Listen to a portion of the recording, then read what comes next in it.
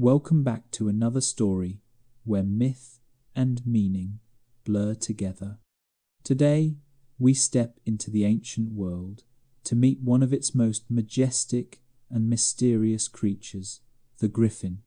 With the body of a lion and the head and wings of an eagle, the Griffin stands as a powerful symbol carved deep into human imagination. For thousands of years, this hybrid beast has ruled both land and sky, the lion's strength anchoring it to the earth, the eagle's wings lifting it toward the heavens. Ancient civilizations saw in the Griffin the perfect fusion of courage and vision, a guardian of sacred spaces and hidden treasures. Its image appeared on royal thrones, shields, and temple walls, reminding all who looked upon it that true authority must unite might and wisdom. But behind the feathers and fur lies something even more fascinating: the human mind's urge to make sense of the unknown. Some historians believe the Griffin's origins may trace back to ancient travelers who stumbled upon dinosaur fossils, bones of creatures they could not explain. The beaked skulls of Protoceratops, half buried in the sands of Central Asia, may have sparked tales of half-eagle, half-lion guardians born from the earth itself. Whether myth or misunderstanding, the Griffin became more than a creature. It became an idea, a symbol of balance between power and perception, instinct and reason, body and soul. And perhaps that is why its wings still cast a shadow over our stories today, not as a monster, but as a reminder of the harmony we still seek within ourselves. In the grand tapestry of ancient Western mythology, the Griffin was far more than a strange hybrid. It was a divine emblem of supremacy. Kings, warriors, and priests saw in it the embodiment of strength, vigilance, and royal authority. Its very form seemed to declare dominion over both realms. The lion's muscular body grounded in earthly might, and the eagle's wide wings commanding the heavens above. Temples and palaces often bore carvings of griffins standing guard, their piercing eyes eternally watching for threats to sacred order. In medieval heraldry, nobles adopted the creature as a crest of honor, signaling bravery and an unyielding spirit. The Griffin's presence on banners and shields served as a silent proclamation: here stands someone who leads, not by chance, but by destiny. This symbolism ran deep because it mirrored the ancient worldview. Power was not chaos, but balance. The Griffin reminded rulers that true majesty required more than brute strength. It demanded vision, discipline, and the wisdom to soar above pride. Its image carried an unspoken law: those who possess power must also possess clarity of purpose. Even today, the Griffin's form continues to echo through art, architecture, and literature, a creature that refuses to fade because the idea it carries is timeless. Greatness lies not only in ruling the world, but in mastering oneself. Throughout centuries, the Griffin has been more than decoration. It has been a sentinel. In countless myths, it guards treasures of immeasurable value, ancient gold, sacred relics, or even divine knowledge itself. Its presence beside thrones or at temple gates marked the line between the human and the holy. Legends say the Griffin never sleeps. With the eyes of an eagle and the heart of a lion, it watches over what must not be stolen or profaned. In Greek lore, they were said to guard the gold of the Scythians. In Persian myths, They protected royal jewels and the tree of life. These stories were not just about beasts. They were lessons on vigilance, reminding listeners that power and purity both demand protection. Artists of the Middle Ages carved griffins flanking church entrances, symbolizing spiritual guardianship. Their fierce elegance warned the unworthy while sheltering the faithful. Even in modern times, statues of griffins often stand before libraries, universities, and courthouses, still guarding something precious, though now it is wisdom instead of gold. The griffin's gaze, unblinking and eternal, asks a quiet question: what do we guard most fiercely today? Our possessions, our values, or perhaps the truth we keep hidden inside ourselves? At the core of the griffin's image lies the lion, the undisputed ruler of the earth. Every muscle, every stance of the creature radiates command. In mythology, the lion half anchors the griffin in the tangible world, symbolizing authority, courage, and the instinct to protect. Where the eagle gives the creature its divine reach, the lion gives it gravity, the power to stand firm when storms come. Across cultures, lions have long been linked to kingship. Ancient empires carved them into stone gates, placed them before tombs, and wove them into royal robes. When combined with the eagle, the lion's body made the griffin not just a guardian but a ruler, a being whose dominion was not limited to one realm. Its paws pressed into the earth speak of control and grounded strength, not recklessness. This part of the creature embodies what it means to face life's challenges with both resilience and dignity. To the ancients, it was not enough to fly high. One had to stand one's ground first. So the lion half of the griffin reminds us, before one can reach the sky, one must first earn mastery over the land beneath their feet. If the lion grants the griffin its strength, the eagle gives its sight the power to see beyond the horizon. In every culture that revered the griffin, the eagle half was the mark of insight and divine awareness. Its wings lifted the creature above the limits of the earth, letting it view the world from a god's perspective. The eagle's eyes, sharp and unflinching, became symbols of clarity and foresight. Ancient people believed the griffin could detect deceit, sense danger, and distinguish truth from illusion. This made it not only a warrior's guardian, but a philosopher's companion, a being that guarded knowledge as fiercely as it guarded gold. While the lion ruled what lay below, the eagle commanded the sky, the domain of gods, light and thought. In this blend, the griffin embodied a balance between body and mind, between action and understanding. To lead, one must not only be powerful, but perceptive. When you imagine the griffin soaring high, it is not just wings that rise, it is awareness. The message endures. True wisdom is not found in distance from the world, but in seeing it from every angle before you act. For all its grandeur, the griffin might owe its existence to something buried bones, not legends. Modern scholars, studying the roots of ancient myths, noticed a curious overlap. The regions once rich with griffin stories were also home to fossil beds of an ancient creature, the Protoceratops. These fossils, found along the trade routes of Central Asia, showed a quadruped with a beaked skull and a powerful body. To a traveller centuries before the idea of dinosaurs, it would have looked exactly like a lion bird, hybrid turned to stone.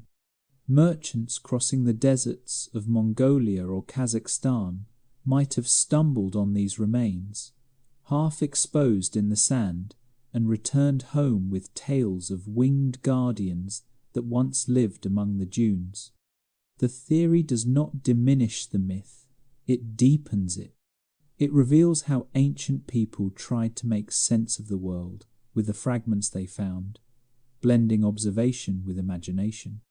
A fossil became a creature became a symbol, and a symbol became a story that outlived empires. Perhaps the griffin is proof that human curiosity and creativity are never far apart, that when we cannot explain what we see, we dream it into meaning. Imagine standing in an ancient desert, the wind peeling away layers of sand until it reveals the skull of something long dead. The head curves into a sharp beak, the body sturdy and low to the ground. To a Bronze Age traveller with no knowledge of evolution, it would not look like a dinosaur, it would look like proof of a lion with the face of an eagle.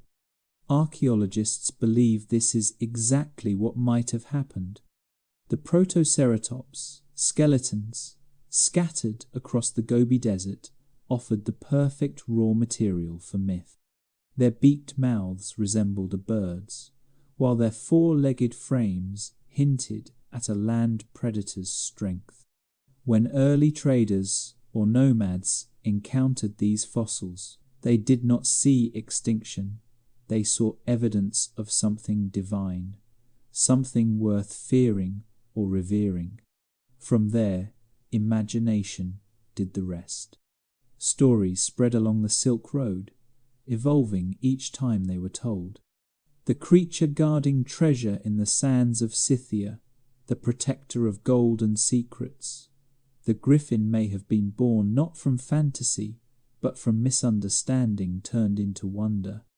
And maybe that is the most human part of the story. Our need to fill silence with meaning, to turn bones into myths and sand into eternity.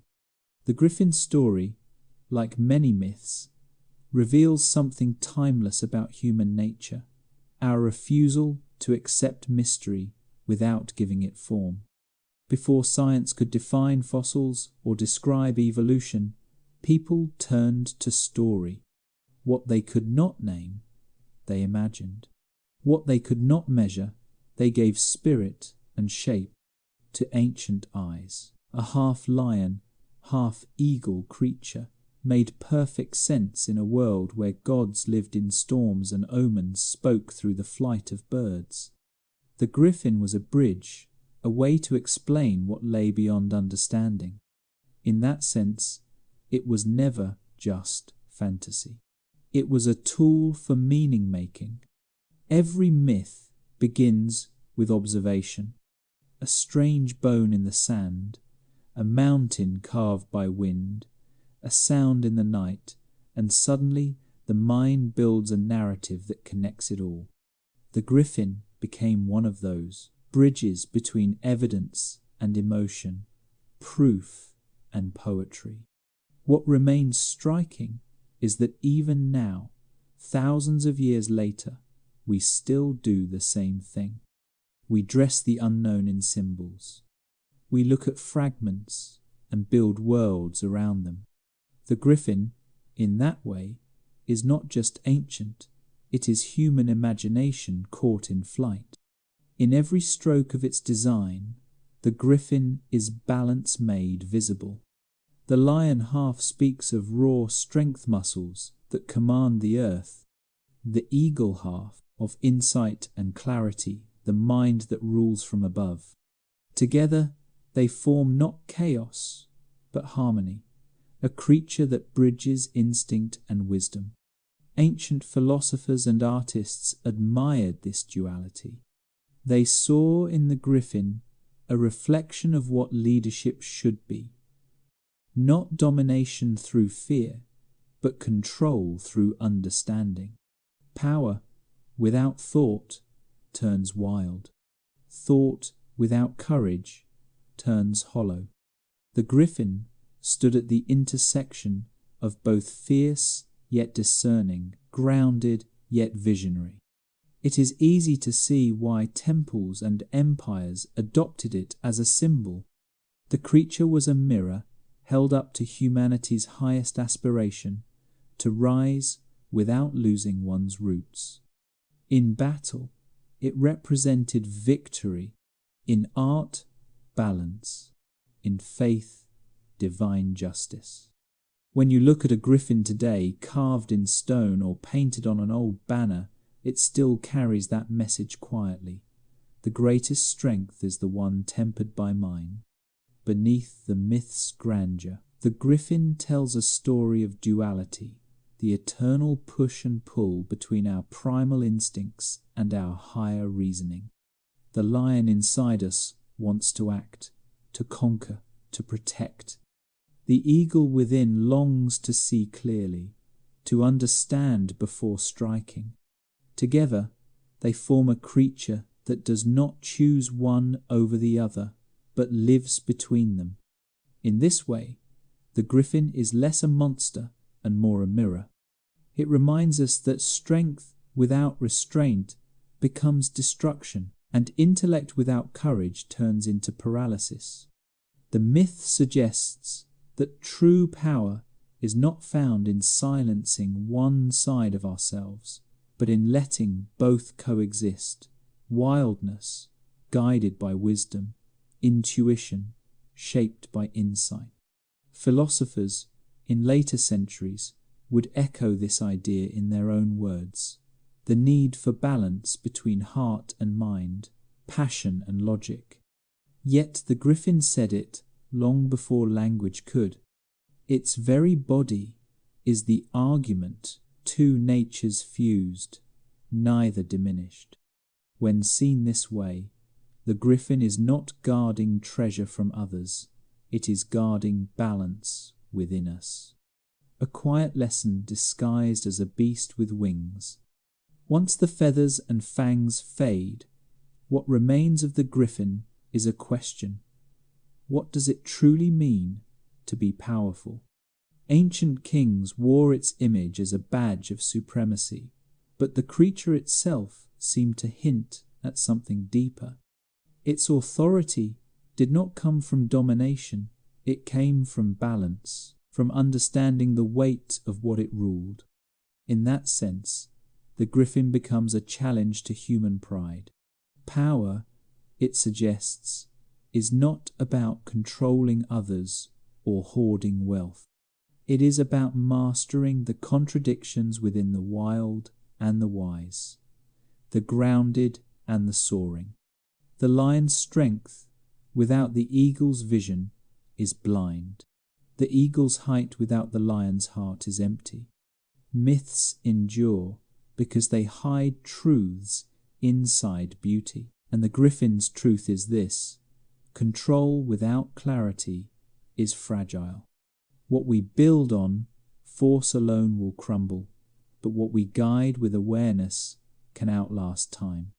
So the creature that once stood guard over thrones might have been guarding something else all along, a reminder that the real throne is within, and the crown is the ability to see one's own limits clearly. At its heart, the griffin is not a symbol of domination, but of equilibrium. It unites what seems irreconcilable: the grounded weight of the lion and the soaring grace of the eagle.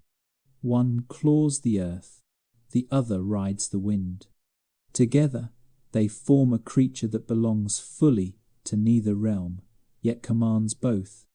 This harmony between earth and sky reflects something universal: the need for balance in power, thought, and being. The ancients carved griffins into their temples, not only as protectors of treasure, but as reminders that greatness comes from wholeness. To rise, one must remain rooted. To lead, one must also listen. In that way, the griffin outlives the myths that birthed it. Its lesson is quiet but enduring, that strength without understanding destroys, and wisdom without courage fades. The most powerful beings, human or divine, are those who keep both wings and claws in balance. And maybe that is why the griffin still lingers in art, in stories, and in imagination. It stands as proof that even in a divided world, unity between body and spirit, mind and instinct, remains the highest form of power. So as we close this journey through myth and meaning, the griffin emerges not as a creature of fantasy, but as a reflection of us, our need to merge strength with thought, instinct with wisdom. From ancient deserts to marble halls, it has watched over the treasures we hold most sacred: courage, clarity, and balance. The griffin's story endures because it speaks to something timeless: the struggle to rise without losing ground, to lead without forgetting humility. It reminds us that true power is not measured by how high we soar, but by how well we stay steady between earth and sky. Thank you for joining me in uncovering the truth behind this legendary guardian. If you enjoyed exploring the mystery of the griffin and the meanings it still carries today, do not forget to like, subscribe, and share your thoughts below. Until next time, keep your eyes open for wonder and your spirit balanced between strength and wisdom.